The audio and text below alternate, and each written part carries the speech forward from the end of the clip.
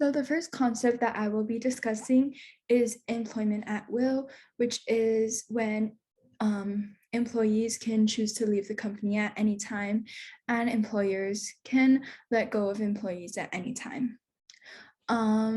So an example of an employee doing this is me. I wrote a 2 weeks resignation letter, which is that just said I'm leaving for college and I just thank them for the opportunity to work there. And you don't necessarily need to leave the reason, but that's how I chose to let them know I was leaving the company. I just discussed the employee's perspective of employment at will, and now I'll be discussing the employer's perspective of employment at will. So I was talking to the managers of my business, and we looked at Kamala's performance evaluations and they were not good. So I need to let her go from the company. So let me let her know. And okay.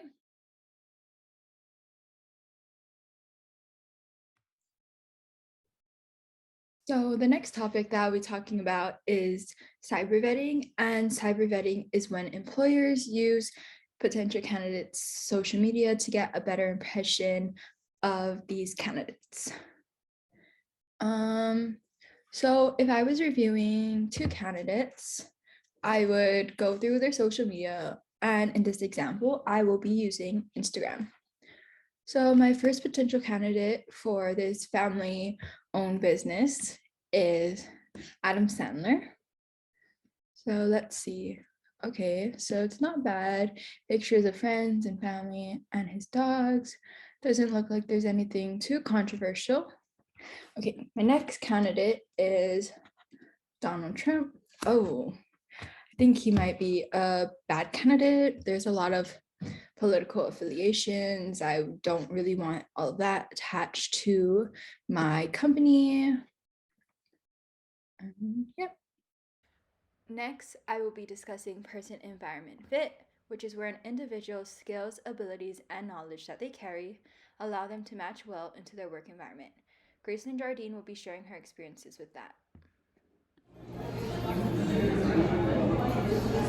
How does the skills, knowledge, and abilities that I possess allow me to fit into the environment of being a fashion influencer? I think that my love for fashion and the love I have for the history of fashion, so I kind of just spend my free time researching or just like going through old fashion magazines like Vogue, or I'll listen to podcasts that have to do with fashion designers and their backstory and their history because that's really inspiring to me. Also just like watching fashion shows, kind of more dated ones I watch because I feel like that's when like fashion was like at its peak because everything was so new.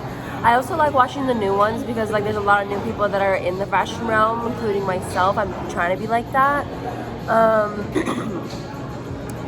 I think me trying to also go outside the box and push my boundaries to doing more, seeing more, and like creating more allows me to like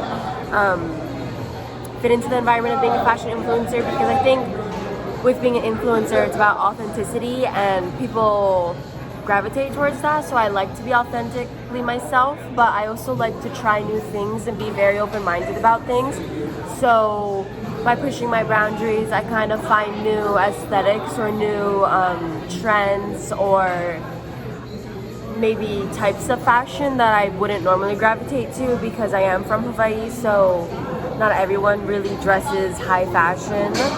But I think just always having an open mind, being excited about fashion, and kind of just overall not being intimidated by failure or judgment by others helps me fit into the environment of fashion, because I think fashion is a creative way to express yourself through clothes, and I think that's something I'm kind of good at.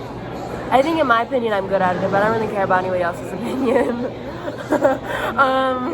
But yeah, I think just trying new things, being open-minded, not allowing judgment into my workspace or into my mindset allows me to fit into the environment of being a fashion influencer. I think also owning my mistakes and learning lessons also helps me be an influencer in the public, because cancel culture is really big and I'm not afraid to speak my mind about things and advocate for issues that I want to advocate for.